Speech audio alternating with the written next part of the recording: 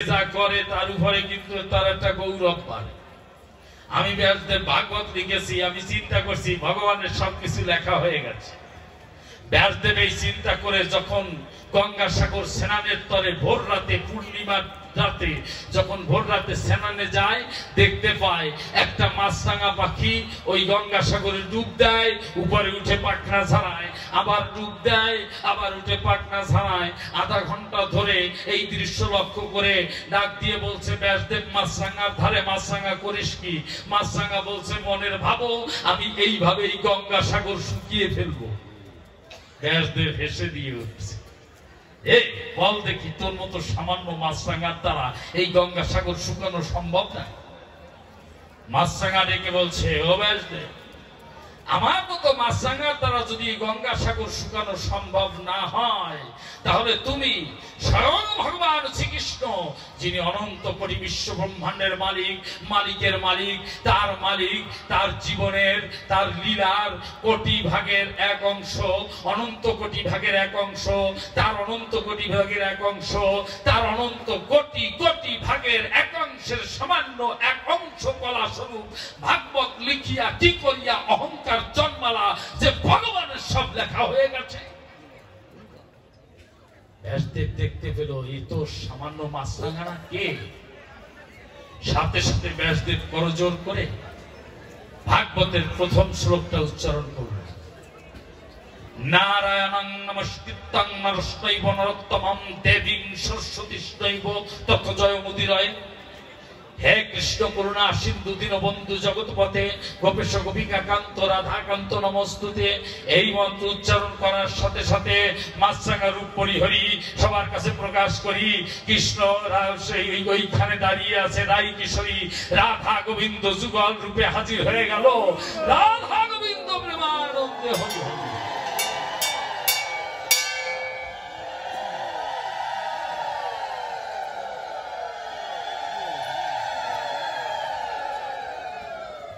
যখন ওখানে হাজির হয়েছে, ডাক দিয়ে বলছে, ঠাকুর তুমি?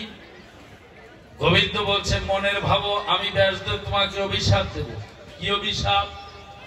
বলছে, তুমি ভাগবত লিখিয়াছ সত্য, কিন্তু ভাগবতে কোনো অধিকার তোমার থাকবে না, থাকবে না, থাকবে না। তাই ব্যাসদেবের ভাগবতে কোনো অধিকার।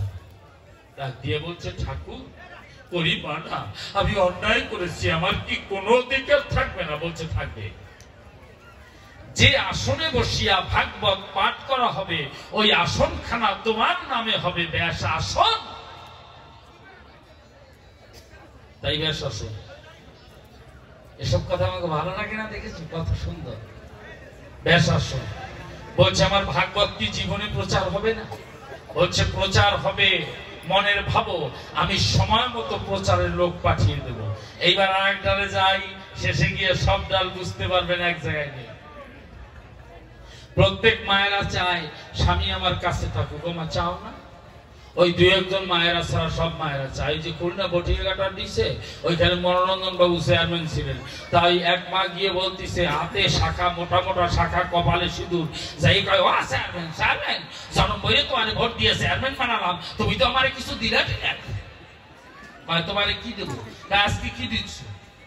আজকে বিধবা কার্ড দিচ্ছি। কওর একখান দাও। হাতে শাখা, কপালে সিঁদুর, বিধবা কার্ড চাও? তোমার দাদার অবস্থা বেশি ভালো না, ঠিক ফেরানে বেশি। এরা আগাম চায় ওদিকে, তোমরা না, তোমাদের তোমরা তো মা, তোমরা ভাই। প্রত্যেক মায়েরা চায়। এছাড়া মায়েরা চায় যে স্বামী আমার কাছে থাকুক। কি আমার যদি আমি মারা যাই, আমার যেটা বউ আছে ও একটা কথা কইয়ে কাঁদতে পারবে, কি, ওরে আমার স্বামী। কিন্তু আমার যেটার সাথে লাইন আছে, আমি টিভি সরকার হয়ে বলতেছি, তোর কথার কথা, যেটার সাথে বর্তমানে একটা বউ জেনারেল, আর একটা থাকে না, যারা একটু ধনী ব্যক্তি হয় তাদের বাংলো টাংলো থাকে, আর একটা থাকে। আচ্ছা, ওইটাই কি কইয়ে কাটবে? একটু কল দিতেই মানে মাথায় কমন সেন্স কতখানি আছে। ওটাই কি কইয়ে কাটবে? ওটাই কি কইয়ে কাটবে তুমি বলছো না? আমি জানি কি কইয়ে কাটবে। আমি একদিন মইতে দেখছিলাম, মানে চক্ষু বুঝি দেখি আমি জানি ওরা এসে কান্দে, একটু কয় ওরে আমার স্বামী রে, আর ও কান্দিছে ওরে আমার ওরে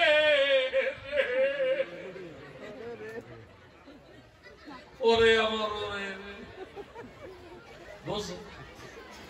অবস্থা কি কি হয়? প্রত্যেক মা চায় স্বামী যেন কাছে রয়, মহামায়াও চায় শিব শ্মশান থেকে যেন আসে এই কাশীধামের গায়ে। ডাক দিয়া মহামায়া যিনি ইন্দ্রকে বললেন, তিনি ইন্দ্র কথা নাও, ঝড় বৃষ্টি সৃষ্টি করে আমি বলি তোমার ধারে তুমি শিবের মাথার উপরে 5 হাত জল বাড়িয়ে দাও। ওই 5 হাত জল বাড়িয়ে দিল। ওই জলের মধ্যে মহামায়া কি করেছে, জলজ প্রাণী, জলজ কুম্ভীর, জলহস্তি, জলজ কামড় বিভিন্ন কিছু সৃষ্টি করে পাঠিয়ে দিয়েছে, যাও শিবকে আঘাত করো। তা শিব যে অনন্ত কোটি মহাপর্বতের মতো হিমালয়, অনন্ত কোটি হিমালয় পর্বতের মতো যার দেহ, তারে কি কুম্ভীরে কিছু করতে পারে, জলহস্তিতে কিছু করতে পারে? ডাক দিয়া মহামায়া বলছে কথা নাও, জল শুকিয়ে দাও। জল শুকিয়ে গেল। এইবার বিস্ফোট বিষাক্ত পোকা তৈরি করে পাঠিয়ে দিয়েছে, যাও শিবের কাছে দংশন করো। শিবের চামড়া কি পাতলা চামড়া নাকি বাবু? যখন গিয়ে দংশন করতে যায় ওগাই শুধু কামড়া কামড়ি ইশার হয়, শিবের ধ্যান ভঙ্গ হয়। ওরা ফিরে এসেছে। মহামায়া তখন কি করেছে, বাম নাক দিয়ে 2টা সাপ, ডান নাক দিয়ে 1টা সাপ, 3টা সাপ সৃষ্টি করে পাঠিয়ে দিয়েছে, যাও তোমরা বিষাক্ত সাপ গিয়ে শিবকে সবল দাও। মহামায়ার নাক থেকে সাপের জন্ম হয়েছে, বিষের জন্ম হয়েছে বিধায় মহামায়ার দ্বারা জগতে যত নারী জন্মেছে প্রত্যেক মায়েদের নাকের শ্বাসে বিষ আছে। এই বিষ কাটানোর জন্য নাকে স্বর্ণ ব্যবহার করতে হয়। এই 20 মাসের মধ্যে প্রখর হয় 1 দিন, থাকে 3 দিন।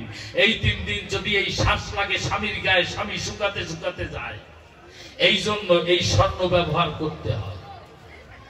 ওই সাপ গিয়া আমি যাই প্রকাশিয়া, ওই সাপ গিয়া যখন শিবের সামনে সবল মারতে গেল, শিবের তেজে ধরা খেয়ে গেল। এইবার ডাক দিয়া সাপ নিবেদন করলো, মহাদেব কথা নাও, আমরা যাব কোথায়, স্থান দাও। তাহলে শিবের 3টা সাপ কোথায় কোথায়, একটা মাজায়, একটা গলায়, আর একটা মাথায়, তাই না? তা ডাক দিয়ে বলছে মেঘডুম্বুল, ওটা আমার মাজায়। তা মাজার সাপটার নাম কি? কেমন বললাম, এর মধ্যেই গেছে। জোরে বলো, জোরে বলো। মেঘডুম্বুল। বাসকি নাগকে ডাক দিয়ে আমি যাই প্রকাশিয়া বললো ওটা আমার গলায়। তা গলার সাপটার নাম কি? বাসকি।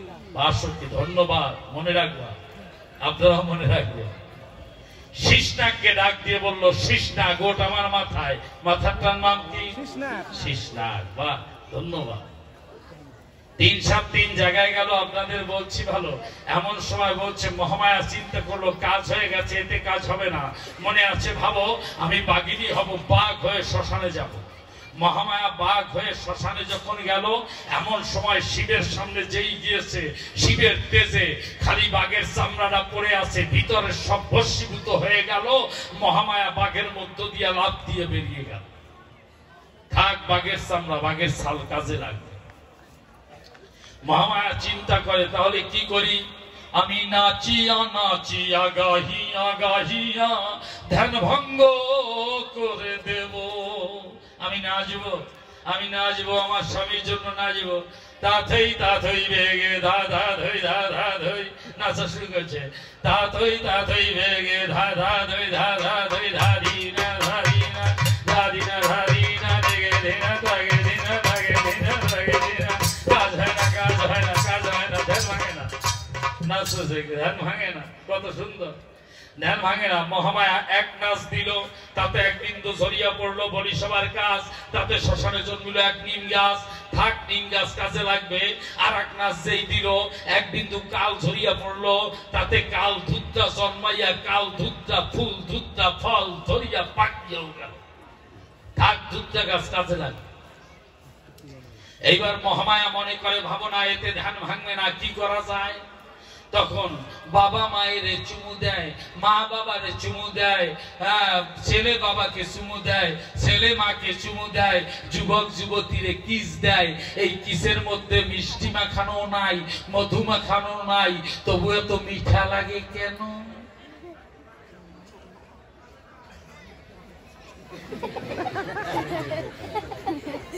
এই ব্যাপারটা কি এর মধ্যে আছে? এই জগতে সাধক যারা একমাত্র জানে তারা এর মধ্যে 5টা বান লুকানো আছে। কি কি? মদন, মাদন, মোহন, শোষণ, স্তম্ভন। এই 5টা বান মহামায়া ঠোঁটে উঠাইয়া আমি যাই প্রকাশিয়া, যেই শিবের ঠোঁটে দিয়েছে মারিয়া, আর যাই কোথায় শিবের ধ্যান ভাঙিয়ে যায়। ডাক দিয়ে বলছে, মহামায়া তুমি শ্মশানে? বলছে তুমি বাড়ি যাও না কেন? বলছে বাঘের ছাল। বলছে ওটা বাঘের ছাল না, ওটা আমি মহামায়া, আমারই ছাল। তুমি মহাকাল, উলঙ্গ ভৈরব, তুমি কিছু করো না, কথা নেবা, আজ হতে তোমাকে এই বাঘের ছাল জড়িয়ে দেবো, বাঘের ছাল করবা। শুধু আমি মহামায়া, তোমাকে না। এই জাগতিক জগতে যে নারী পুরুষের বিয়ে হবে, কোন নারী যদি এমনি করিয়া তার সাধনার দ্বারা, এমনি করিয়া তার নামের দ্বারা, গুরু মন্ত্রের দ্বারা এরকম বাঘের ছাল তৈরি করে স্বামীর কামনাকে বশীভূত করিয়া আটকে দিতে পারে, তাহলে নবগুণে হয় ব্রাহ্মণ। আর একবার স্বামীকে এই মন্ত্র দিয়ে যদি আটক করে তার পিতৃ সত্তাকে ধারণ করাইতে পারে, সেই জীব শিব হয়ে যাবে, সে হবে শতগুণে বৈষ্ণব, সে গোবিন্দের চরণ পেয়ে যাবে। কি করো তোমরা? করো কি? যে সময় দুধ উদ্রেই ওঠে, কি করো? জল ঢেলে দাও না? এতটুকু দুধ উদ্রেই কতখানি হয় না? দুধ যখন উদ্রে ওঠে জল ঢেলে দাও। যারা জল ঢেলে দাও দুধের মধ্যে, তারা হচ্ছে আমার বাবার মাথায় বাড়ি দাও। আর যারা কাষ্ঠ টাইনে উঠাও, তারা আমার বাবারে বাঁচাও। কাষ্ঠ তো টাইনে উঠাবা না, জলটা দিতে পারবা, সারাদিন জাল দিতে থাকবা, আর জল ঢালবা, জাল দিতে থাকবা, পরে দেখবা দুধও নাই, কাজ কি হয়? ভালো লাগে।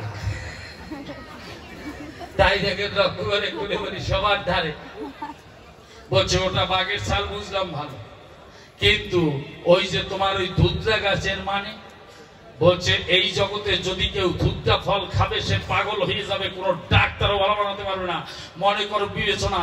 কিন্তু তুমি ভাং খাও, ভাঙের সাথে যদি ধুতরা খাবে, তোমার মধ্যে আরো হরিপ্রেম আসবে, তুমি এই ধুতরা খাও। বলছে খালাম ধুতরা, কিন্তু ফুল? বলছে তুমি শিব বোঝো না, কোন ফুল ভালোবাসো না, আজ হতে নয় ফুল তোমার কানে ছিঁড়ে দিলাম আমি ধুতরা ফুল রে, আমি ধুতরা ফুল। তাই শিবের কানে কিসের ফুল? ধুতরা ফুল। ভালো। এইবার হর পার্বতীর যে ভালোবাসা, তাদের নিম গাছের আগায় হলো এক বাসা। হর পার্বতীর যে সুখ, তাদের নিম গাছের আগায় হলো সুখ পাখির ডিম। যখন সুখ পাখির ডিম হয়েছে খুলি সবার কাছে, এইবার হর গৌরী বলতেছে, কালী বলতেছে, গৌরী কালী। পার্বতী ডাক দিয়ে বলে, শিবেরই ঠাই, কিসের জন্য শ্মশানে থাকবো আমি জানতে চাই। শিব বলছে, অষ্টাঙ্গ যোগ সাধনার তরে আমি থাকি এইখানে শ্মশানপুরে। অষ্টাঙ্গ যোগ তত্ত্ব শিব যখন বলতে গেল, সাথে সাথে মহামায়া তমগুণে শিবের কোলে নিদ্রা গেল। ওই যোগের তেজে সুখ পাখির ডিম বাস্ট হইয়া সুখ পাখি যোগে সায় দিতে লাগলো। যোগ যখন শেষ হয়ে যায়, শিব দেখতে পায় কাজ হয়ে গেছে, মহামায়া ঘুমায়, কে দিল যোগে সায়, দেখতে পায় পাখির বাসায় সুখ পাখি নয়, কাব্যে নয়, ভুল ধরিয়া ত্রিশূল বলছে যা ওই পাখিকে বধ করে নিয়ে আয়। এইবার ত্রিশূল পাখিকে তাড়া দিল, পাখি উঠতে উঠতে আর কোথায় যাবে, অন্তরে দেখেন ভেবে ব্যাসদেবের স্ত্রী, তার নাম জানো কি? ব্যাসদেবের স্ত্রীর নামটা কি? প্রত্যেক বছর কবি গেল জিজ্ঞাসা করা যায় না কেন? ব্যাপারটা কি? ব্যাসদেবের স্ত্রী জানো, একটু জ্ঞানী হবে। গীতায় বলেছে খালি কয়েক কেজি ভক্তি থাকলে হবে না, জ্ঞানী ভক্ত শ্রেষ্ঠ। জ্ঞান যোগ ভক্তি না হলে সে শ্রেষ্ঠ ভক্ত হয় না। এই জন্য একটু লেখাপড়া শিখতে হয়, শাস্ত্র ধর্মগ্রন্থ জানতে হয়। ব্যাসদেবের স্ত্রী সোয়া ছিল, যার নাম ছিল বিটপি, আর এক নাম ছিল সুকি। ব্যাসদেবের স্ত্রীর নাম কি? বিটপি, আর এক নাম সুকি। যখন দক্ষিণ দিকে পা দিয়ে উত্তর দিকে মাথা দিয়ে শুয়ে আছে, ওই ত্রিশূলের তেজে যখন পাখি কাছে গেছে, ব্যাসদেবের স্ত্রীর গর্ভ ফাঁকা হয়ে গেল। পাখি যখন পেটের মধ্যে সুখ পাখি ঢুকে গেল, এইবার গর্ভের মুখ আটকে গেল। ত্রিশূল ভাবছে মারবো কি মারবো না, যদি পাখিকে মারতে যাই মা মারার হবে। ত্রিশূল ফিরে গেল, ওইখানে সুখাকারে ওই সুখ পাখি সুখদেব হয়ে 14 বছর ব্যাসদেবের স্ত্রী বিটুবির গর্ভে হলো। 14 বছর পরে করে বলি সবার দ্বারে ধ্যান করে ব্যাসদেব দেখতে পায় যে সুখদেব পেটের মধ্যে রয়। ডাক দিয়ে বলছে বাবা বের হ। বলছে না, অত সহজ না।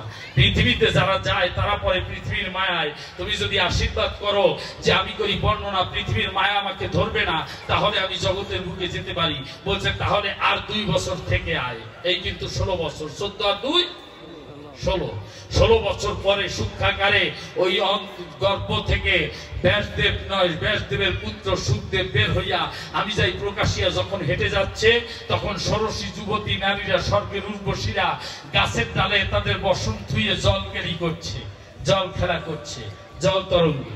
সমস্ত মেয়েরা আসিয়া ওই সুখদেব উলঙ্গ অবস্থায়, 16 বছরের সুখদেব হেঁটে যায়, সবাই আসিয়া চরণ ধুলি নেয়, হেঁটে যায় চরণ ধুলি নেয়। ওর তো আর নারী পুরুষ ভেদ জ্ঞান নাই, ও হেঁটেই যাচ্ছে। পেছনে পেছনে আমি বুড়ো না, আমি কি বসে থাকতে পারি? আমি বুড়ো ব্যাসদেব। আমি ডাক দিয়ে বললাম ও সুখদেব। বলছে দেখো না বাবা, কস্য মাতা, কস্য পিতা, কস্য ভ্রাতা সহোদরা, কে তোমার মা, কে তোমার বাপ, কে তোমার ভাই। ঘুরে বলি তোমার ঠাই ডেকো না, আমাকে যেতে দাও। আমি যে ওই সরোবরের কাছাকাছি গিয়েছি, অমা ওই মেয়েরা, যুবতী মেয়েরা যারা যা যার ওড়না কাপড় আনিয়া বুক লজ্জিত স্থান ডাকতেছে তারা। তা আমি বলছি অমা, এই আমার যুবক ছেলে, ডাংরা ছেলে ডান ডান করে হেঁটে যাচ্ছে, তারে তোমরা প্রণাম করলা, আর আমি বুড়া মানুষ, আমার পাড়ার কায়দা নাই, আমারে দেখে রাখতিস কেন? মেয়েরা বলতেছে বুড়ো ব্যাসদেব, তুমি বুড়ো হলি কি হবে, তোমার এখনো উলু বুলু ভাব যায়। একদল বুড়োরা আছে, যত বুড়ো হয় তত ফাঁসি হয়। বাসে যদি মাইয়েরা দাঁড়াইয়ে থাকে, যুবক ফলরা সরিয়ে যায়, ওই বুড়ো গুলো একটু আস্তে আস্তে গান কাছে এই জায়গায় না, এই অঞ্চলে নাই। ইন্ডিয়া ইন্ডিয়া এরা চীনে, জার্মানে, ইটালিতে, হল্যান্ড, নেদারল্যান্ড, সুইজারল্যান্ড, কোন জায়গার কথা এমন সময় হায় হায় কথা মিথ্যা নয়। এদিকে ঘটনা আর একটা ঘটলো, আর এক ডালে যাওয়া ভালো। কুরুক্ষেত্র যুদ্ধ হয়েছে, আমি বলি সবার কাছে যুদ্ধে চক্রব্যূহে অভিমন্যু মারা গেল, কিন্তু তার স্ত্রী উত্তরার গর্ভে সন্তান ছিল। যুদ্ধের শেষের দিকে বলি সবার বাকে শেষের দিকে যখন অস্ত্রগুরু দ্রোণাচার্যের সন্তান অশ্বত্থামা ব্রহ্মাস্ত্র মারিয়া ওইখানে উত্তরার গর্ভের সন্তান দিল বিনাশ করিয়া, কৃষ্ণ গিয়া গর্ভের উপরে হাত দিয়া উত্তরার গর্ভে হাত দিয়া বলল, আমি শ্রীকৃষ্ণ বাসুদেব আমার সারা জীবনের পুণ্য ফল দিয়া উত্তরার গর্ভের সন্তানকে পুনরুজ্জীবিত করিলাম। ওর জন্মের আগে ভগবান ওর পরীক্ষা নিয়েছে, ও জন্মিয়া রাজা হবে, ওর নাম হবে পরীক্ষিত।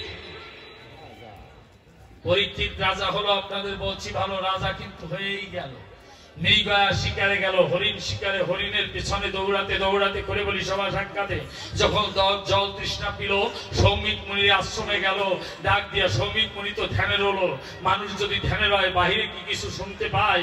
জল জল বলিয়া পরীক্ষিত রাজা চিৎকার দেয়, কিন্তু শোনে না। এমন সময় হয় না মাপ, পাশে দেখে এক মরা সাপ, ধনুকের বানের মাথায় বাঁধাইয়া ওই মরা সাপ উঠাইয়া সৌমিক মুনির গলায় পরীক্ষিত রাজা জড়িয়ে দিল। এই জন্য ডেল কার্নেগি বলেছেন, জ্ঞানীরা সহজে ভুল করে না, যদি কোনো ভুল করেই বসে ওইটা তার জীবনের সবচেয়ে বড় ভুল হয়ে ধরা পড়ে। কেন বেটা তোমার এই কাজ করতে হবে? এই কাজ করতে হবে কেন? ওই যে মরা সাপ জড়াতে হবে কেন?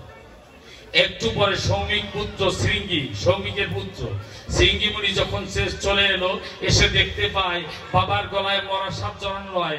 সাথে সাথে অভিশাপ দিয়েছে যে আমার বাবার গলায় যে মরা সাপ জড়িয়ে দিয়েছে, আমি অভিশাপ দিলাম সে যদি রাজাও হয় 7 দিনের মধ্যে তার মরণ হবে, তক্ষক দংশনে মরণ হবে হবে হবে। এই জগতে সতী নারীর চোখের জল শহীদের বুকের রক্ত, শ্রমিকের গায়ের ঘাম আর মুনিবাক্য, এই চারটা কখনো বৃথা যায় না।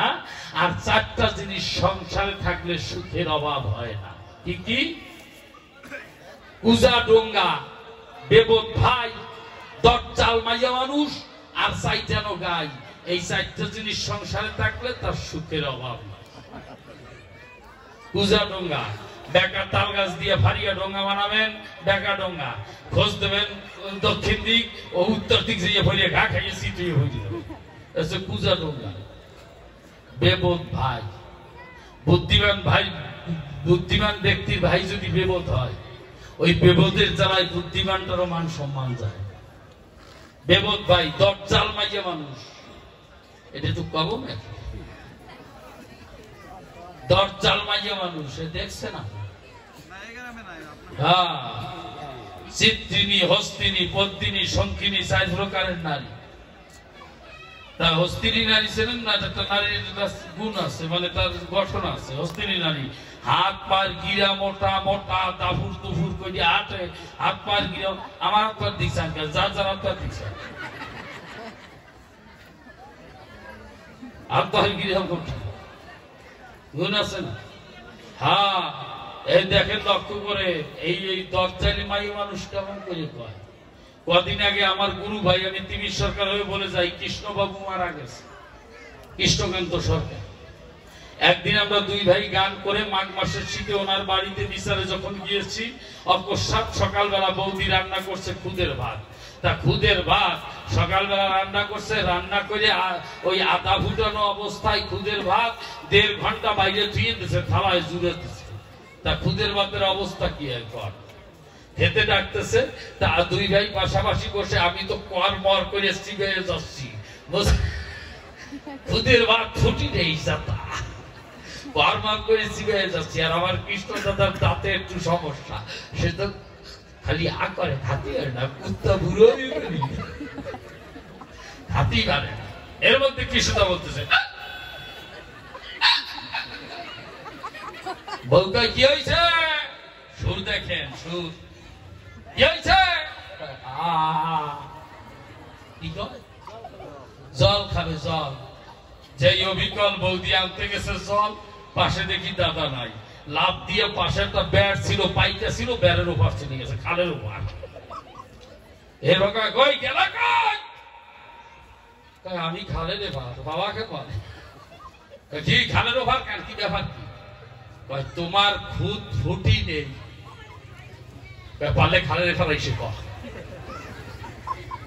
আমি বুয়ে টোয়া দিয়ে করলাম তোমার খুদ ফুটি নেই। আসিস করে বাড়ি গেলা মানে ফিরে গেল, এরে কয় দরজাল মাইয়া মানুষ, এজার কপালে বাঁচছে।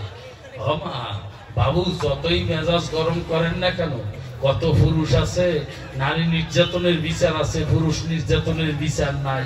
কত পুরুষ যে গোপনে গোপনে রাত্রিরে বউ ভাই ধরে, তো বউ সারে না, সারে না, এ জায়গায় না, সারে না আছে।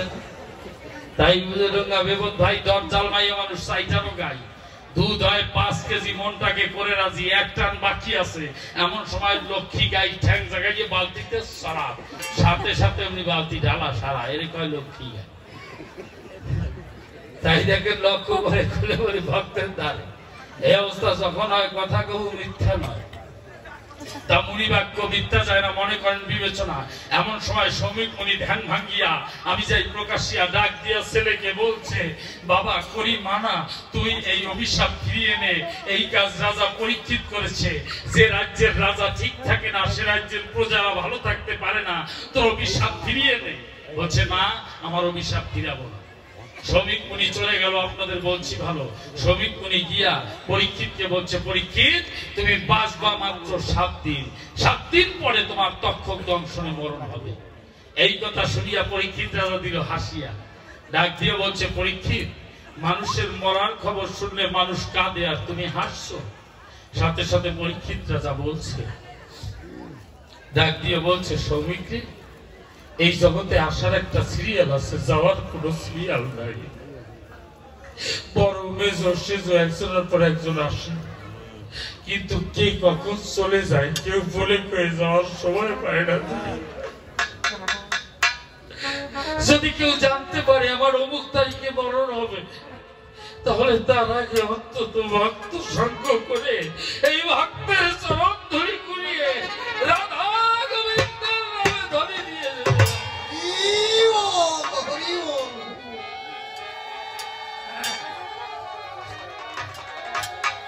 রাধা গোবিন্দের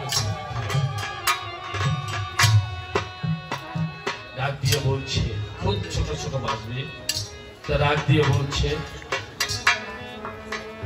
যে শ্রমিক, মানুষের মরণ কয় প্রকার এবং কি কি? বলছে মানুষের মৃত্যু প্রধানত 4 প্রকার। উত্তম মৃত্যু, মধ্যম মৃত্যু, প্রধানত 3 প্রকার, উত্তম মৃত্যু, মধ্যম মৃত্যু আর নিম্ন মৃত্যু। বলছে মানে হচ্ছে যদি কারো মরণকালে লিঙ্গমূল প্লাস গুজ্জদার এর মাঝখান দিয়ে আত্মা বেরিয়ে যায় তাকে নিম্ন মৃত্যু বলা হয়। তার আত্মা একটা স্তরে ভাসে, ওই আত্মার আসা যাওয়া আছে। মানুষের মরণকালে নাভিপদ্ম ফাঁকা হয়ে যদি আত্মা বেরিয়ে যায় তাকে মধ্যম মৃত্যু বলা হয়। ওই আত্মা একটা স্তরে ভাসে, তারও আসা যাওয়া আছে।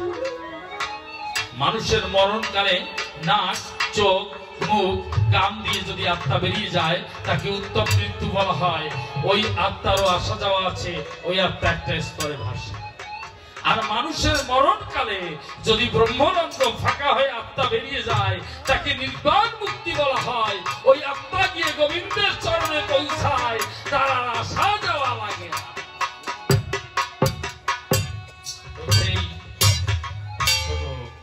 এই নির্বাণ মুক্তি আছে কিসে? আছে কিসে? বলছে যে গ্রন্থের মধ্যে 5টা প্রেম আছে, কোন ব্যক্তিকে কথা নেই 7 দিন যদি এই গ্রন্থ পাঠ করানো হয় তাহলে তার ব্রহ্মরন্ধ্র ফেটে মৃত্যু হয়, তার নির্বাণ মুক্তি হয়। আচ্ছা আনো গ্রন্থ আনো। ওইখানে 60,000 মুনিদের মধ্যে খালি একজন মুনি নাই, কে? সুখদেব, আর সবাই আছে। আনা হলো আদি পুরাণ, তার মধ্যে 5টা প্রেম নাই, পঞ্চপ্রেম নাই, শান্ত, দাস্য, সখ্য, বাৎসল্য, মধু। আদি পুরাণ নাই, আদি পুরাণ নাই। আনা হলো মহাপুরাণ নাই, আনা হলো মহামহাপুরাণ নাই। আনা হলো শিব পুরাণ, তার মধ্যে নাই। আনা হলো শিবলিঙ্গ পুরাণ, তার মধ্যে নাই। আনা হলো দ্বাদশলিঙ্গ পুরাণ, তার মধ্যে নাই। আনা হলো গৌর পুরাণ, তার মধ্যে নাই। গরু পুরাণের মধ্যে নাই। আনা হলো বিষ্ণু পুরাণ, তার মধ্যে নাই। আনা হলো ব্রহ্ম পুরাণ, তার মধ্যে নাই। আনা হলো ব্রহ্ম বৈবর্ত পুরাণ, তার মধ্যে নাই। আনা হলো গুরুদেবের লেখা রামায়ণ। এইবার একটু স্বস্তি পেলাম। তো রামায়ণের মধ্যে শান্ত প্রেম আছে। রামচন্দ্র শান্ত হয়ে গুরুর কথা শুনেছেন, শান্ত প্রেম। রামায়ণের মধ্যে দাস্য প্রেম আছে, দাস্য প্রেমে হনুমান। রামায়ণের মধ্যে সখ্য প্রেম আছে, সখ্য প্রেমে গুহক চণ্ডাল, সখ্য প্রেমী। রামায়ণের মধ্যে বাৎসল্য প্রেম আছে, বাবা রামকে ভালোবাসতেন, রাম বাবাকে ভালোবাসতেন। কর্দমাক্ত পথে দশরথ যখন ছুটে চলতো তার পাদুকা মাথায় করে রামচন্দ্র পেছনে পেছনে হাঁটতো, এ প্রেমও আছে। কিন্তু যেটা আসল প্রেম, মধুর প্রেম, যেটা কারো হলে কান্তা প্রেম কয়, এইটা কিন্তু রামায়ণের মধ্যে নাই। এই জন্য রামায়ণ ওখানে স্থান পায় না। এমন সময় সুখদেব আসিয়া বলছে, মা ভয় নাই, আমার বাবা ব্যাসদেবের লেখা ভাগবতের মধ্যে এই একটা প্রেম বেশি আছে, এর মধ্যে কান্তা প্রেম, মধুর প্রেম আছে। তাই এই মধুর প্রেম তোমার রামায়ণের মধ্যে নাই, নাই, নাই। যদি থাকে তাহলে কথা নিও, কোন গ্রন্থে, কোন রামায়ণের কত পৃষ্ঠায় আছে। রাম, লক্ষ্মণ, ভরত, শত্রুঘ্ন, হনুমান কেউ কি ব্রহ্মরন্ধ্র ফেটে মারা গেছে? যদি মারা গিয়ে থাকে রাবণ সহ, কোন গ্রন্থে কত পৃষ্ঠায় আছে স্পষ্ট জবাব দেবা, নইলে থাবা খাবা। এমন সময় গ্রন্থ আনা হলো, এবার ভাগবত পাঠ করা হবে। ভাগবত যখন পাঠ করতে বসেছে, করে বলি সবার কাছে, সুখদেব পাঠ করছে, আর ওদিকে বসে সমস্ত মুনি ঋষিরা আছে, বেড়া জলে রয়েছে, সামনে পরীক্ষিত শুনছে। 6 দিন হয়ে গেল। 6 দিন পরে পরীক্ষিত রাজা কথা বলে উঠল, ডাক দিয়ে বলছে, সুখদেব, আমি বুঝেছি এই 6 দিনে এই জগতে আপন বলতে কেউ নাই। আমাকে একটু সময় দেওয়া যাবে? আমি একটা দিন তো বাকি আছে। কেন? যে আমার তো পারের করি নাই, আমি পারে যাব কি দিয়ে? আমার এই রাজ্য পরে রবে, কিন্তু যাবার আগে আমাকে একটু সময় দাও। এই একটা দিন তুমি এখানে বসো আর সময় দাও। আমার রাজ্যে যত বৈষ্ণব আছে, যত বৈষ্ণবী আছে, সকল ভক্তকে এনে তাদের একটু বৈষ্ণব সেবা দেব। আর এই ভক্তের চরণ ধরে আমি কুড়িয়ে দিতে চাই। এই ভক্তের চরণ ধরে কুড়িয়ে দিতে চাই। এটা কুড়াতে দাও। সুখদেব সময় দিল। পরীক্ষিত রাজা রাজ্যের সকল ভক্তদের ডেকে বৈষ্ণব সেবার ব্যবস্থা করেছে। পরীক্ষিত রাজা এক একজন ভক্তের চরণের কাছে যায় আর ডাক দিয়ে বলে, বাবা মা, আমার সময় হয়ে গেছে, আর সময় নাই। আমার জগতের লীলা সাক্ষ্য করার সময় হয়ে গেছে, আর সময় নাই। এবার থেকে ওপারে যাবার বেলায় গোবিন্দ জিজ্ঞেস করবে, তোমার কি পারের করি আছে? আমি বলবো, আমার ধন সম্পদ টাকা পয়সা অনেক কিছু আছে, কিন্তু সব তো পারের করি নয়। গোবিন্দ বলবে, তুমি কি জীবনে ভক্ত হয়ে কোনদিন ভক্তকে আলিঙ্গন করেছ? তুমি কি ভক্ত হয়ে ভক্তের চরণ ধরে নিয়েছো? তাহলে ওই ধরি দাও, ওই ধরির করে তোমাকে রাধা রামের বাধা বুড়াইয়া পার করিয়া। সেদিন তো আমি কিছু দিতে পারবো না, সেদিনের জন্য তোমরা চরণ ধরে দাও। ওই ধরে নিয়ে যাই আমি পারে, আমি পারে যাই ওই ধরে নিয়ে। সবার ধরে দিচ্ছে কুড়িয়ে। তাই এইখানে কবি গাইবেন, কি গাইবেন? ওহারে শোনো কৃষ্ণ ভক্তগণ,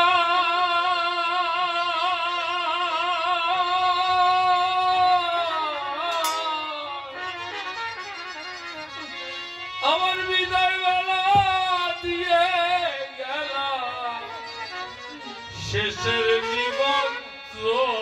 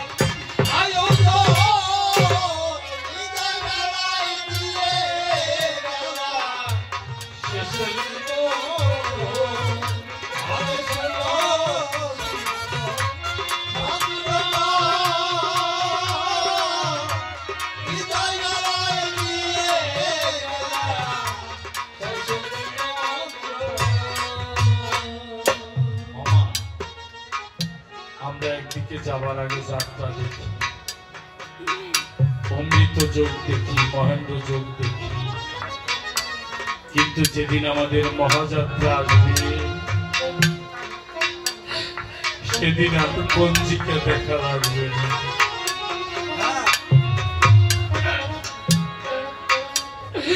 যেদিন শেষে ডাক আসবে আর সময় পাবে না। তাই সময় থাকতে কেউ এই হরিনাম ভুলো না, কৃষ্ণ নাম ভুলো না। সময় থাকতে রাধা গোবিন্দের নামে ধরে দিয়া এই ভক্তের চরণ ধরি নাও ভালো। রাধা গোবিন্দ হরি হরি হরি হলো মহাযাত্রা।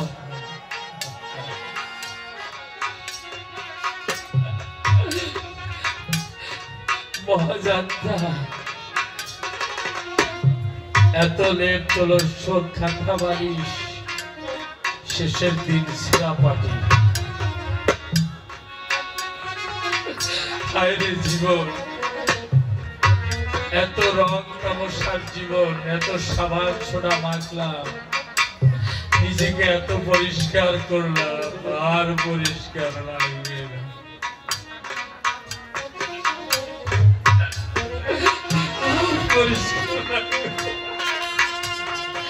আমার কবি গান শোনো, কীর্তন গান শোনো, নাম যজ্ঞ শোনো, যা কিছু শোনো না কেন একটু ভেবে দেখো তো, আজ থেকে 200 বছর আগে এখানে কারা ছিল, আজ থেকে 200 বছর পরে এখানে কারা থাকবে?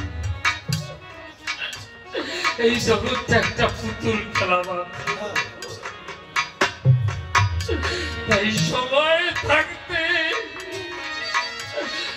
কৃষ্ণ গোবিন্দ বলে, যার যার গুরু বলে ভক্তের চরণ তলে গড়াগড়ি দাও।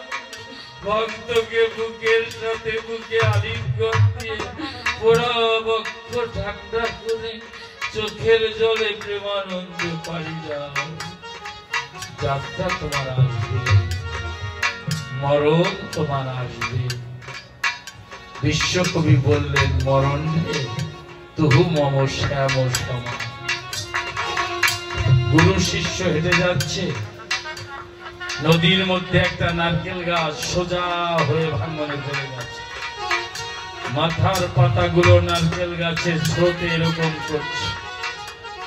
গুরুদেবকে শিষ্য বলছে, গুরুদেব নারকেল পাতায় কি বলে যাচ্ছে? বলছে, বাবা ও যাবার বেলায় বলে যাচ্ছে, এই জগতে কেউ কারো নয়, এইটা মায়ার জগৎ, কেউ কারো নয়, একমাত্র গোবিন্দ ছাড়া, একমাত্র আমার ঠাকুর ছাড়া কে আপন। যতদিন ইনকাম আছে, যতদিন আপনার আমার মূল্য আছে, ততদিন। যেদিন আপনার আমার ইনকাম ফুরিয়ে যাবে, সেদিন আমি পৃথিবীর বোঝা হয়ে যাব, কেউ আমাকে ভালোবাসবে না।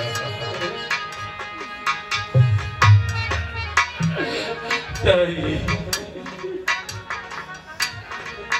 কবি বললেন,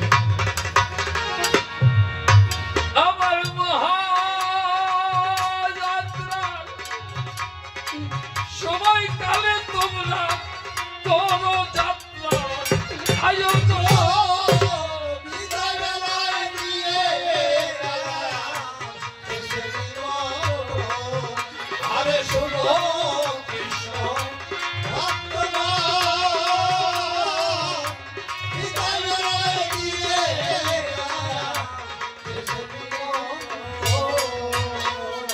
ও ভক্তগণ, যেদিন আমার এই প্রাণ পাখি যাবে রে চলে,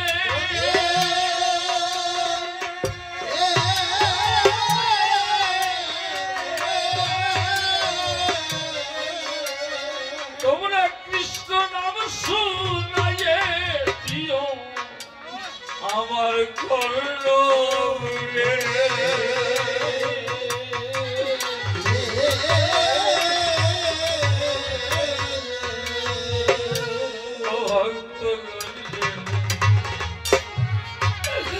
সেদিন আমার এই প্রাণ পাখি যাবে রে চলে,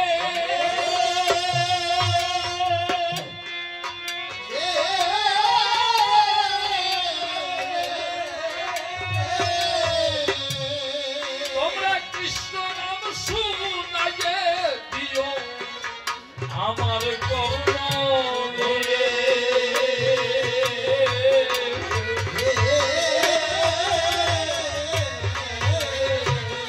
নিয়ে আমায় তুলসী তলা হাতে দিও জপের মালা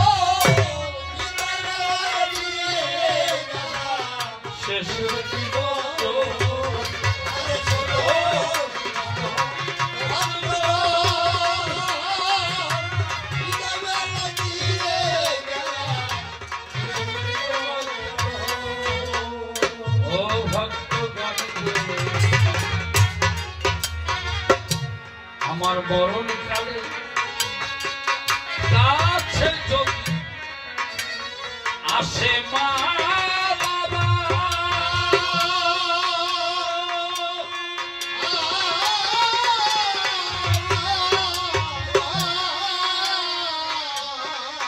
তাদের চরণ ধুলি আমার বকে রাখি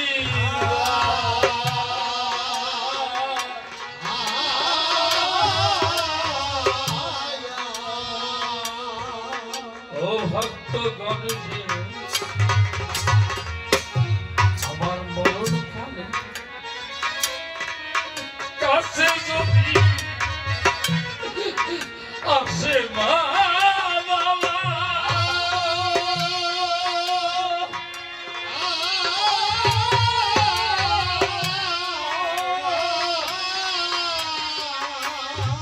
তাদের চরণ ধুলি আমারে বকে রাখি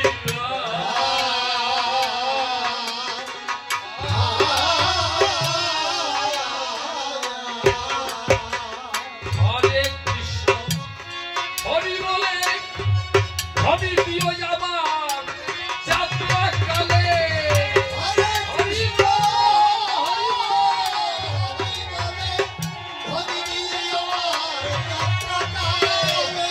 হরে কৃষ্ণ হরি বলে হরি দিও আমার যাত্রা কালে হরে কৃষ্ণ হরি বলে হরি দিও যাত্রাকালে আমার রবি গায় কালে কপালে দি ও চন্দন বিনা বেলায় দিয়ে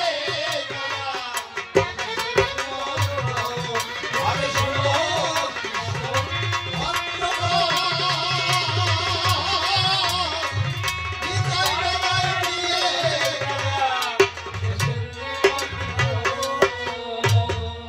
ও ভক্তগণ আমি জীবন ভরে এই ভক্তের ধুলি শিরেতে নেই যাই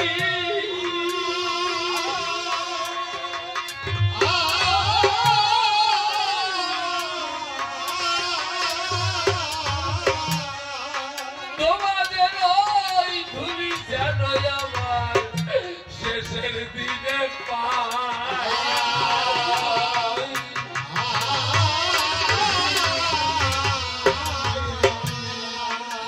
ও ভক্তগণ রে,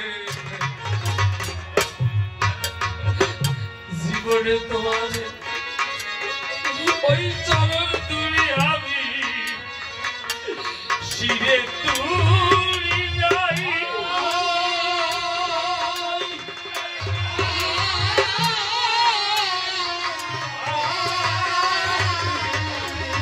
বিদায় বেলায় ওই তুলি যেন আমার শিরে যাই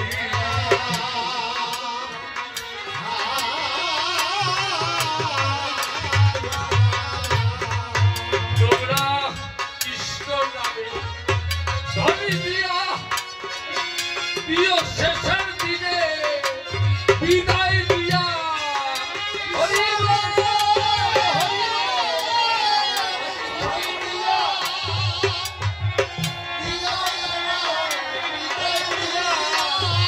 কৃষ্ণ নামে ধরি দিয়া দিয়া বিদায় দিয়া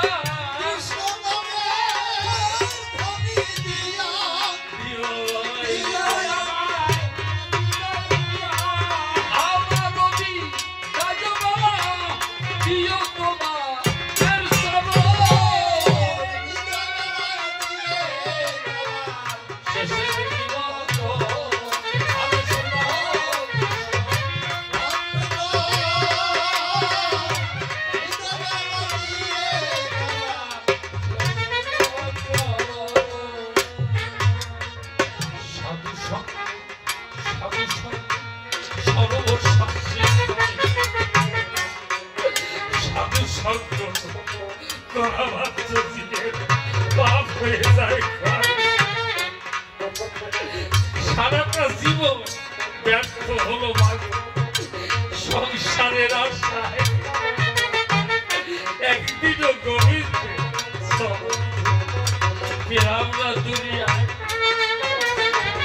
ভক্তের চরণ আগে যদি স্মরণ করি তা হয়তো বা যুগল রূপে দর্শন পেতাম সময় থাকিতে এই ধুলি সম্বল করে তাহা হইবে পরম সন্ধান করতে পাবে পরম নির্দান সন্ধান দিতে বলি যে অনুক্ষণ যার বসে ভক্ত আছে কখন আমি জীবনে আর দেখা হয় কি দয়াল হয় এই জন্য প্রেমানন্দে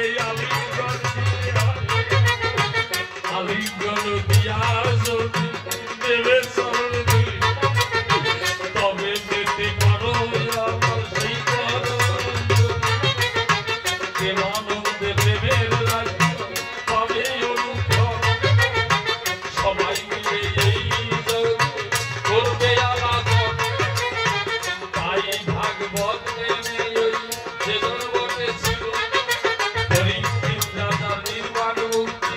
হয়ে বসে গেল তাহার ব্রহ্ম রঙ্গ ফাঁকা হয়ে আত্মা চলে যায় ওই আত্মা গিয়ে বসে গেল গোবিন্দেরই পায় এমন বীর সৌভাগ্য আমাদের কবে বসে হবে রাধা গোবিন্দ প্রেমানন্দে হরি হরি দেবে